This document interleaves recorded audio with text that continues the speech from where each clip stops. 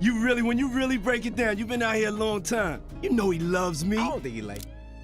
In the riveting hip-hop rivalry story Street Symphony, watch as powerful rivals 50 Cent and Diddy go to war, with tensions exceeding lethal extremes. After learning of a startling accusation, 50 Cent accuses Diddy of planning a dark scheme to harm him.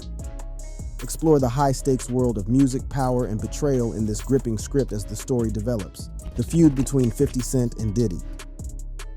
I wasn't in the ad because of Jay-Z and them was putting it together. So I think they still harbor some energy towards me. You think you were purposely left out of the ad? No. I don't think. I think that they were saying the NFL had some issues with me that I don't know what those issues are. Like, what is the issue? You see what I'm saying? Like, and I with M, because like with Nori we had communication. He said, yeah, I talked to the big homies. Jay was telling me, the white boy wouldn't do the trip without 50. I hit the homie, the big homie Jay-Z, right? And I told him to come pull up on me. And he pulled up on me and he said, the white guy called for 50 Cent. I said, who's the white guy? I'm big in this Jimmy Iovine. He said, no, Eminem called directly for 50.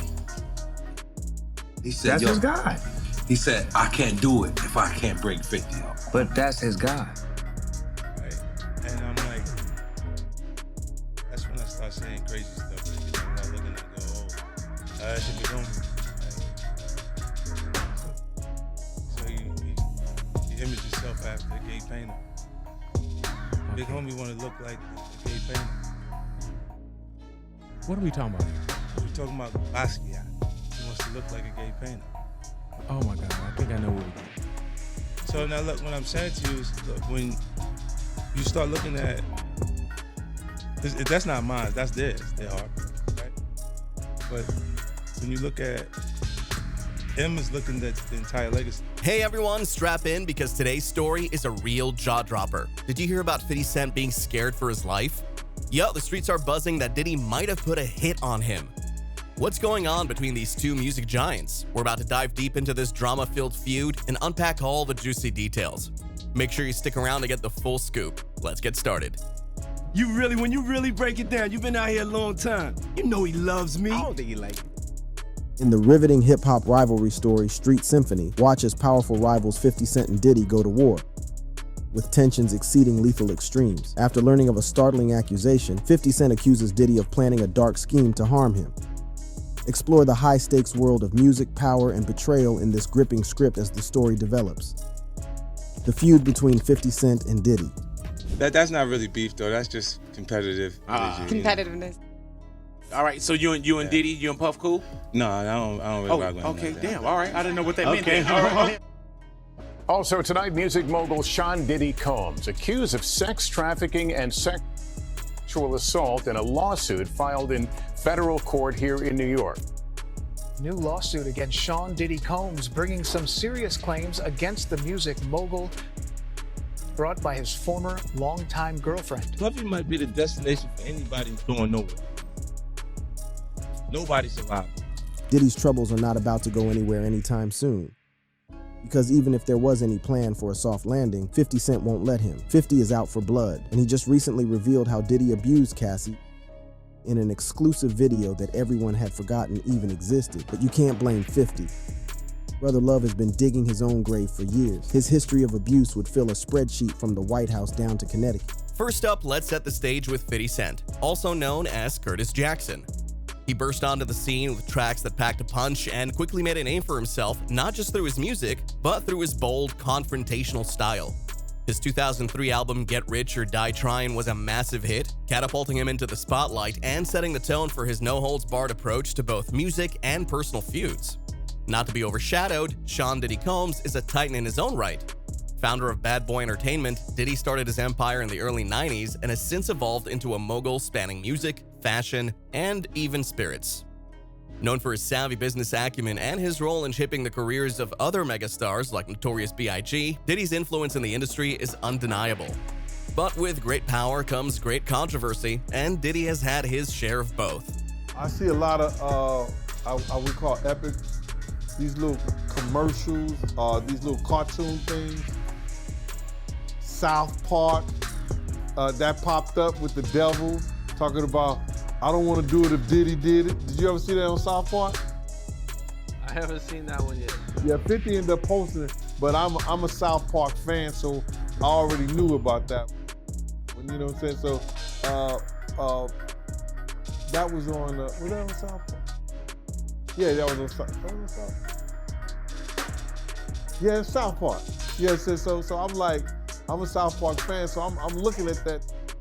So, and I say that this guy could have went down in history as one of the greatest producers that put together some of the greatest music in the 90s and having arguably one of the top greatest rappers in hip hop in his camp. For the people to make him the laughing stock of hip hop, laughing stock of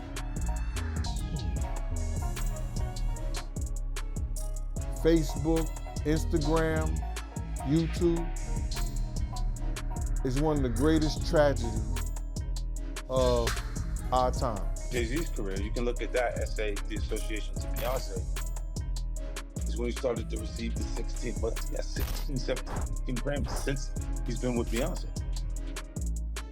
Right? And you go prior to that, one.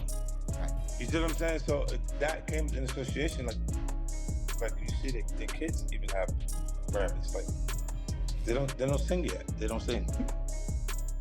Right. They don't rap yet. And they already have Grammys. Now let's dive back into the rivalry. It all began in the late 1990s and early 2000s when 50 Cent was making waves with his bold track How to Rob, where he jokingly suggested he'd rob influential music figures, including Diddy. This didn't sit well with many, and it marked the beginning of what would become a legendary feud. The recent raids on rapper and hip-hop mogul P. Diddy's homes in Miami and Los Angeles by Homeland Security have sent shockwaves through the entertainment world, leaving many questions swirling in their wake. With Diddy nowhere to be found during the raids and reports of his private jet leaving the country, about his involvement in potentially serious crimes has reached a fever pitch. Fast forward to 2006 and the heat turns up. 50 Cent drops The Bomb, a track that doesn't just throw shade but outright accuses Diddy of knowing more about the Notorious B.I.G. murder than he let on. Imagine accusing someone of hiding secrets about such a high-profile case. Spicy, right? Apparently Diddy got questioned about the shit that's going on with, Keefy D. I heard, what are the odds? He lawyered up. And 50 Cent said yesterday. 50 might have got notified a little early because he was talking shit about it before it came out in the news.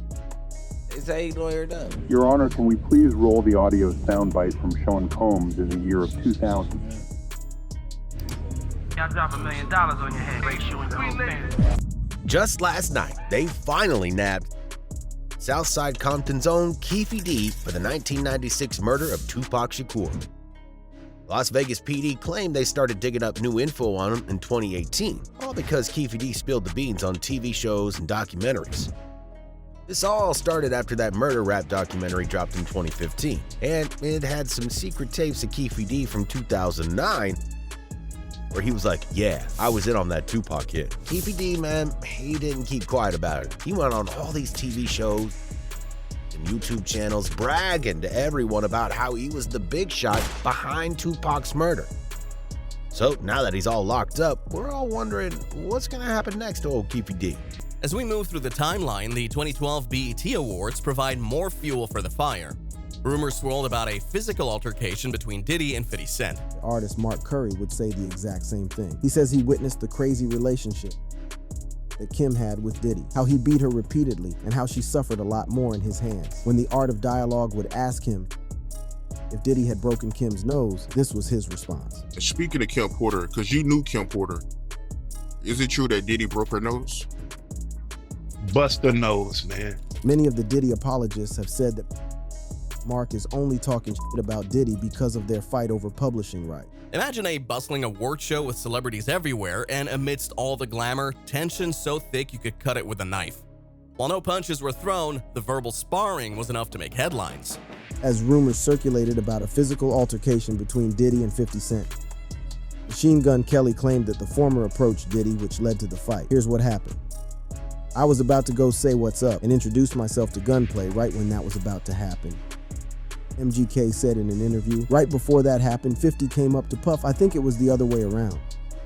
I don't like to stay in one place. I like to roam and just look at people. So I was just roaming through the trailers, and I just remember 50 coming up outside of Puff's trailer and being like, but Puff was on the inside of his trailer. So he said to somebody and was like, what kind of money Puff say he was getting again? I can count that shit. So on one hand, man, I thought it was all funny and sarcastic, and then 2 seconds later, the whole Gunplay thing popped off. Although no arrests or charges were made, this incident further solidified their rocky relationship.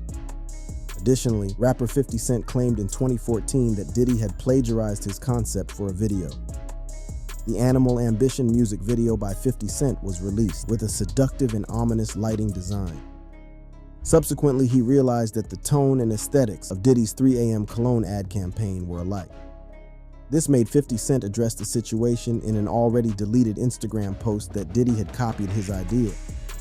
Between the two superstars, the episode sparked yet another scandal. As tension escalated, Diddy's public outburst during his son's football practice in 2015 also became a target for 50 Cent's trolling. But it doesn't stop there. 50 Cent is known for his relentless trolling on social media, and Diddy has often been his favorite target.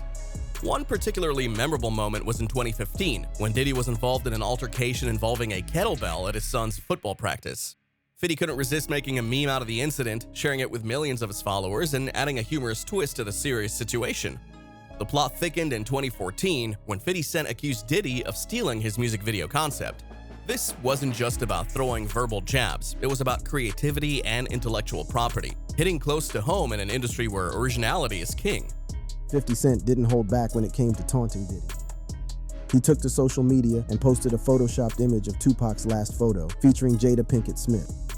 The image was a clear dig at Diddy, insinuating a romantic relationship between Jada and him and suggesting that Diddy was involved in Tupac's death. 50 Cent's caption, Thug Life Jada in New York looking for Puffy LOL. You think you're going to get away with this? 50 Cent said this further fueled the feud between the two hip-hop icons. A resurfaced clip from 2020 showed 50 Cent recounting an incident where Diddy offered to take him shopping and pay for his purchases. However, 50 Cent declined the offer, suspecting that Diddy had ulterior motives, and went ahead to call him a fruit pop. This nigga just tell me he take me shopping. This shit that goes on. Well, it's just a little fruit pop. Here's the kicker though, in all this jaw flapping that Keefe D's been doing, he's starting to point fingers at Puff Daddy. That New York record exec, saying that Puff bankrolled the entire hit. Even though no cash ever got to Keefe D's pockets, Puff Daddy had been talking about putting a price on people's heads back in 2000. And Keefe D connected the dots to that same amount that Tupac had on his head. Alright, so here's the lowdown on this whole situation. Keefe D spilled the beans in his secret 2009 confession tape. He was going on and on about how he's been tight with Puff Daddy since like back in 1993. Apparently, he got the hookup through his New York dude Eric Zip Martin, who was the real shady character in the Big Apple. Known for pulling some slick moves, Keefe D even said they were in on some drug stuff together. Keefe D claimed that Zip introduced him to Puffy in the early 90s at a party in Santa Monica at this spot called Paradise 24. Word on the street is Puff used to roll with Keefe D and Zip to local baseball games, and they'd place bets on the games too. Zip would even get on the action as part of the bet. Now, here's where it starts to get wild. Keefe D said that Puffy borrowed his ride which ended up in Usher's debut music video for a jam called Can You Get With It from 1994. But Usher apparently messed up Keefe D's car during the video shoot, so Puff Daddy had to cough up some cash to get it fixed. Their connection rolled on throughout the 90s, bringing together some shady East Coast and West Coast groups. This all ties into the Southside Compton Crips and the dark underworld of New York that Puffy has ties to. In fact, there was a lawsuit back in 2003, and in it, this guy Kirk Burroughs, who used to run Puffy's Bad Boy Entertainment label, claimed that Puff set up something called the Enterprise. The lawsuit alleged that his crew was into some really serious stuff, like murder and extortion. And this extortion thing might have been connected to how Bad Boy Entertainment got its funds, with some whispers about ties to New York gangs. Tupac even spilled the beans in a '96 interview, saying that Puff was getting squeezed by East Coast drug dealers. Now, there's this theory that Puffy's label was getting its dough from New York gangsters, who eventually turned the tables and started squeezing Puffy and his artists. Some say that Bad Boy was supposedly bankrolled by the Black Mafia, and there are whispers about it being tied to the Detroit Black Mafia family. But there are other stories too, like folks claiming it was a different New York gang, led by the infamous Walter King Tut Johnson, who supposedly funded Bad Boy from the get-go. And of course, there's the shadow of darker rumors, whispers in the industry that Diddy might have put out a hit on 50 Cent. These are the kind of rumors that harken back to the notorious East Coast-West Coast rivalry days, adding a sinister layer to their feud. While these allegations remain unconfirmed, they've certainly painted a dramatic backdrop to the ongoing tension. Throughout their feud, both moguls have not shied away from the public eye, instead using their platforms to amplify their rivalry. Whether it's through diss tracks, social media, or interviews, 50 Cent and Diddy know how to keep the audience engaged, wondering what'll happen next. Here's where it gets even crazier. After a concert at the Anaheim Coliseum, Puffy apparently brought the Southside Compton Crips back to a hotel room for a party. Zip was there too, and Keefe D claimed that this is where he first heard talk of wanting Tupac and Suge Knight 6 feet under. Lil Cease, an artist from Biggie's group Junior Mafia, backed up this story, confirming that the Southside Compton Crips were indeed at that December '95 concert in Anaheim. Fast forward to March '96, the Soul Train Music Awards went down at the Shrine Auditorium in Los Angeles. Puffy and Biggie were there, ready to hit the stage. Tupac and Suge Knight were also in attendance, with Suge rolling deep, having about 30 Bloods dressed in P-Funk shirts, representing the Pyru set. Their plan? To snatch the Bad Boy artist off the stage. But Keefe D, who was handling security at the event, got wind of this scheme and he put a stop to it. Temper started flaring when the two crews crossed paths at the event. Puffy's bodyguard, John Dill, claimed that after this, Puffy said he didn't care if Pac, Biggie, or Suge Knight met their maker. Something had to change. In the summer of '96, after Tupac dropped that fiery diss track Hit 'Em Up, targeting Puff and Biggie, Puffy supposedly met with Keefe D at the Green Black Steli in Los Angeles. Rumor has it that a cool $1 million was on Tupac and Suge Knight's heads after that. In 1997, police reports from a confidential informant suggested that Puffy had allegedly ordered a hit on Tupac and Suge Knight, and he may have linked up with the Southside Compton Crips for this. According to Keefe D, he and Eric Zip Martin made separate trips to Las Vegas on September 6, 1996. They were joined by fellow Crips Orlando Anderson, Terrence Brown, and DeAndre Smith, who drove in a white Cadillac rented from a Compton car rental company, registered under Terrence Brown's mother-in-law's name. Their supposed official reason for hitting up Vegas? To catch the Mike Tyson fight at the MGM Grand. Funny thing though, they didn't even have tickets to the fight, so they watched it from the MGM Grand lobby bar. Meanwhile, Tupac, Suge Knight, and the Death Row crew, along with some Blood Gang members, were also heading to Las Vegas. The Mike Tyson fight was part of a charity event tied to a nightclub called Club 662, where they were raising funds for a Las Vegas Metro cop. Tupac had to do some community service act to stay out of jail, so he was involved in this event. Things started to get dicey after the fight when Suge Knight's blood associate, Trevon Lane, pointed out Orlando Anderson. Trayvon had a previous run-in with Orlando after Crips reportedly tried to snatch the death row chain off Trevon's neck. thanks to a rumor that Puffy had put a bounty on these chains. Trevon Lane then tipped off Tupac and Suge Knight about Orlando Anderson's presence. This led to Tupac being the first to confront and attack Orlando, with Suge Knight and the Bloods following suit. Keefe D, while chilling with Zip at a restaurant, got the scoop on what happened to Orlando Anderson. According to Keefe D, Zip, who allegedly knew about this $1 million bounty, told him that it was the perfect opportunity to go for it. In Keefe D's initial recorded confession, he claimed that the Crips didn't pack any weapons for their trip to Las Vegas. Instead, they supposedly got a Glock from Eric Zip Martin to carry out the hit. A confidential witness stated that Zip Martin told the Crips that he had the firepower they needed. And everyone seemed to be on the same page that Tupac and Suge Knight would be at the Club 662. Keefe D in his confession recalled Zip's parting words to him about the perfect timing for the $1 million hit. Keefe D had some Crips hopped in a van and made their way to Club 662, while Orlando Anderson and the other 2 Crips took the white Cadillac. After waiting at Club 662 for about 20 minutes, Keefe D said they left and he got into the Cadillac. They drove to a liquor store, and 3 hours had passed since the initial confrontation with Orlando Anderson. After leaving the liquor store and searching for a BMW that Suge Knight and Tupac were in, they eventually spotted him on Flamingo Road in Cobalt Lane. Female fans were shouting at Tupac, which helped identify the car. Yaki Gaddafi, Tupac's group artist who was in the car behind the BMW, noted that the driver of the Cadillac was wearing a white cap.